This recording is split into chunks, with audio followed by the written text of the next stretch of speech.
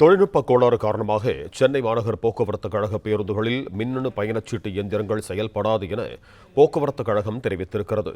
கூடுதல் விவரங்களோடு இணைகிறார் எமது செய்தியாளர் ராஜகுமரன். வணக்கம் ராஜகுமரன், உங்களிடம் இருக்கும் தகவல்களை சொல்லுங்க.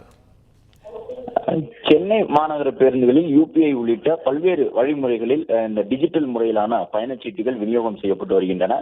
இந்த நிலையில்தான் சென்னை மாநகர பேருந்துகளான எம்டிசி பேருந்துகளிலே மின்னணு பயணச்சீட்டு எந்திரங்களில் தற்பொழுது ஒரு எதிர்பாராத தொழில்நுட்ப கோளாறு ஏற்பட்டிருப்பதன் காரணமாக சென்னை மாநகர பேருந்துகளில் மின்னணு முறையிலான அந்த பயணச்சீட்டுகள் விநியோகம் செய்வதில் தடை ஏற்பட்டுள்ளதாக மாநகர போக்குவரத்து கழகம் சார்பில் தெரிவித்திருக்கின்றார்கள்.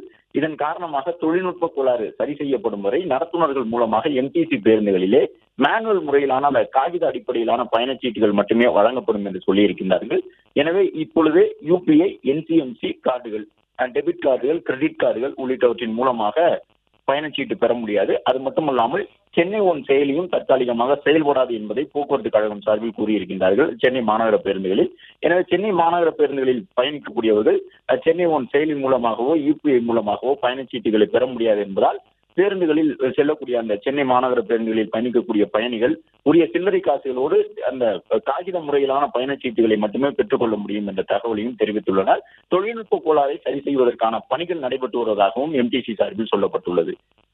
பிளே ஸ்டோர் மற்றும் ஆப் ஸ்டோரில் இருந்து பாலிமர் செயலியை QR கோடு மூலம் பதிவிறக்கம் செய்யுங்கள். செய்திகளை உடனுக்குடன் பெறுங்கள்.